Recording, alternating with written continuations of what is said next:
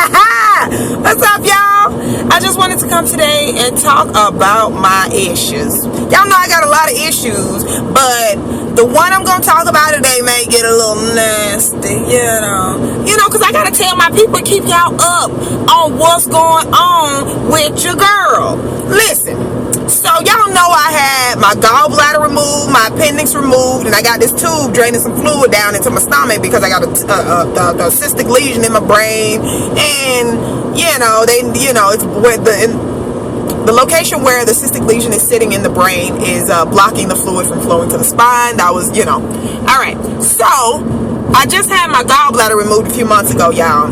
Now, when that process occurred, I also had to do an EKD, which is when they put the tubes down your throat, and a colonoscopy.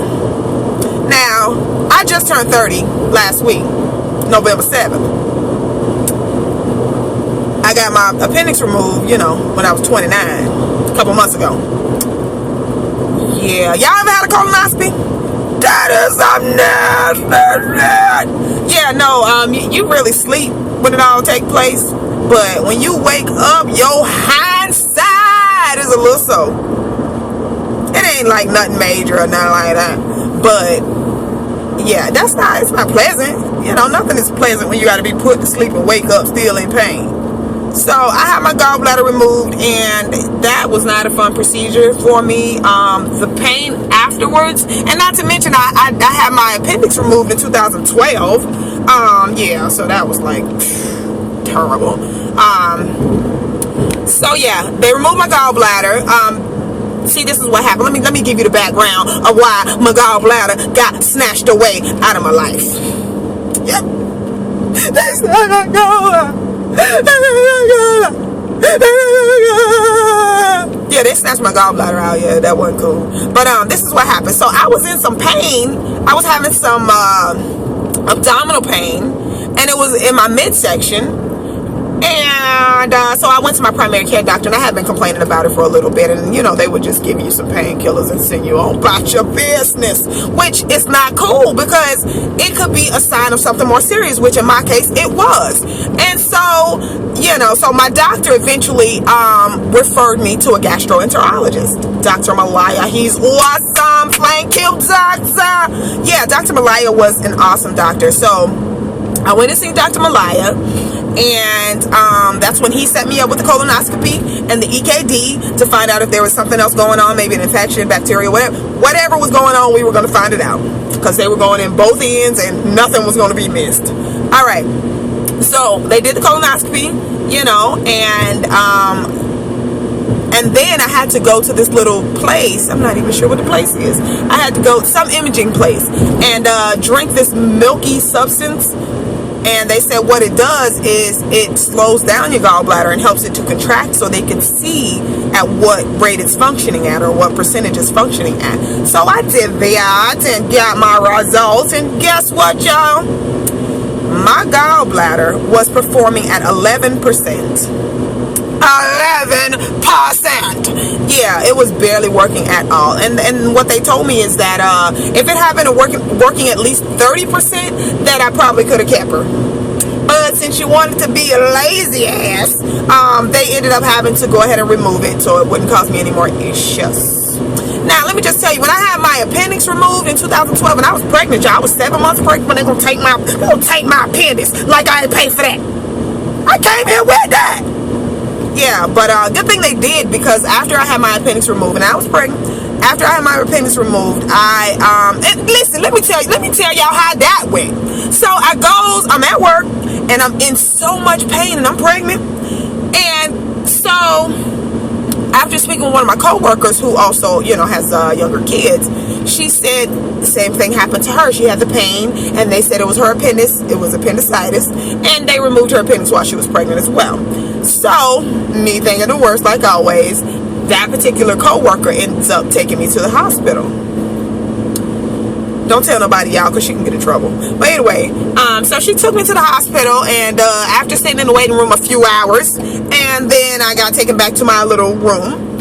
and then sat there for a few more hours. They were running tests, but anyway, they couldn't do many tests because I was pregnant. They didn't want to, do too much imaging to mess with the baby or anything like that. So, there was limited stuff that they could do. And not only that, I couldn't have any MRIs or anything like that because I have that shunt that's controlled by a magnet. MRI is nothing but a big magnet.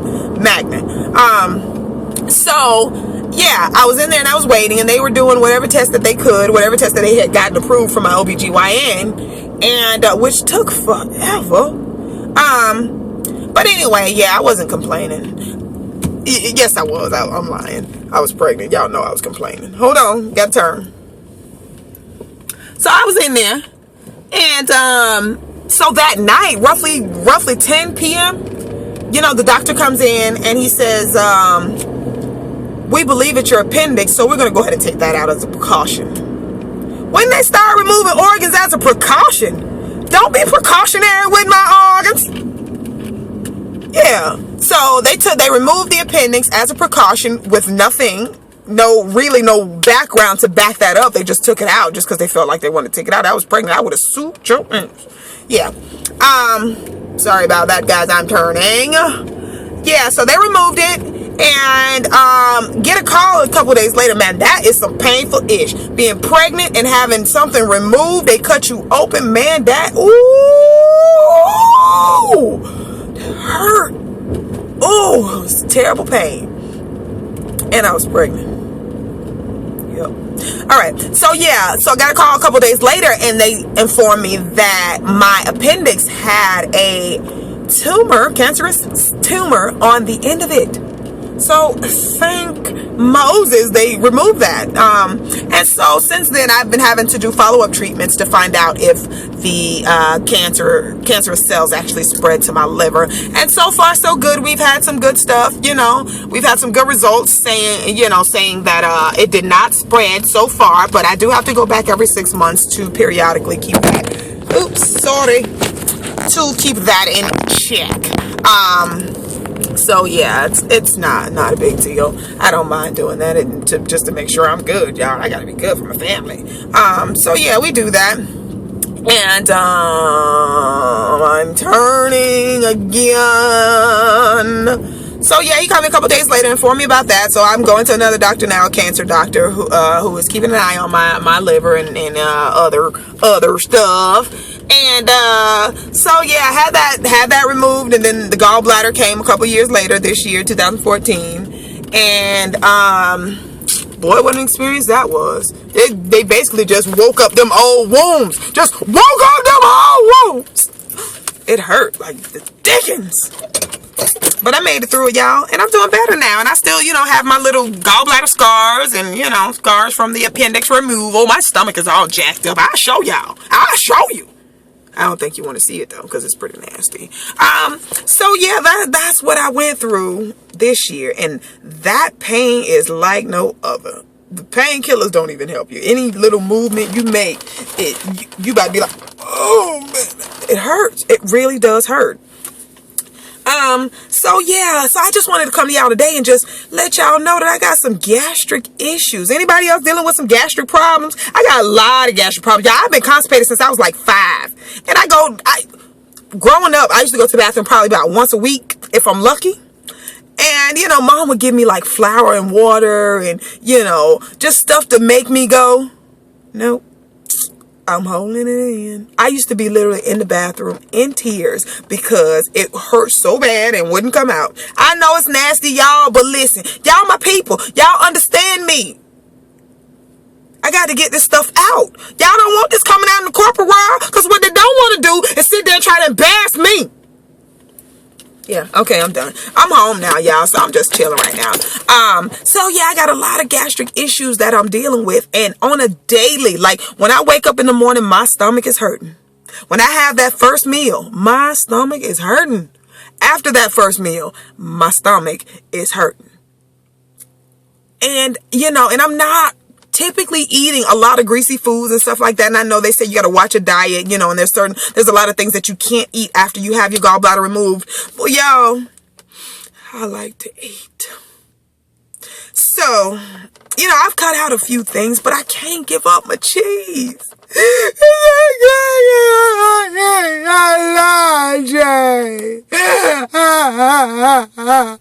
I love me some cheese, y'all. I just cannot get, I know that was a little bad. I just cannot get enough of it. Like, I don't even know what to do with myself. I can't help it. I'm a cheeseaholic.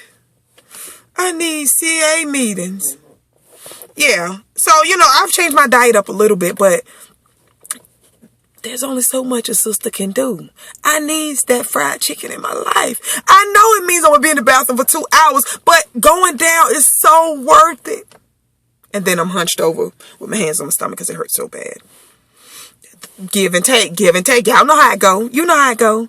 Yeah, but anybody else dealing with these gastric issues, like even now, I could go to the bathroom every day, even though I take medication to go, and I also have to eat a cup of raisin bran every day, and I have to put spinach in my omelet. Look, don't judge me. These are my issues. You ain't dealing with this. You need to be coping with Kendra. That's why you her. Yeah, I got a lot of problems, y'all. Yeah, so, I'm getting myself together, and I'm learning how to go poop on my own. Yeah. Yeah, I should have got me one of them shirts. I went poop today, because that really does pertain to me. It's like a celebration. When I tell my kids that I went poop, we all get excited because I don't poop that much. But my kids, poop machine. Oh, get your life. Oh, nasty. I sure wish I was like that, but I sure wish I was regular. I wouldn't even know how to act. Anyway, I'm going to go in the house. I'm going to get settled in, and I'll see you guys later. Me and all my gastric issues. Yeah, my bowel problems. Yeah, it'll be okay, though. You pray for me. I pray for you. Me and you. All right. Act like you don't know.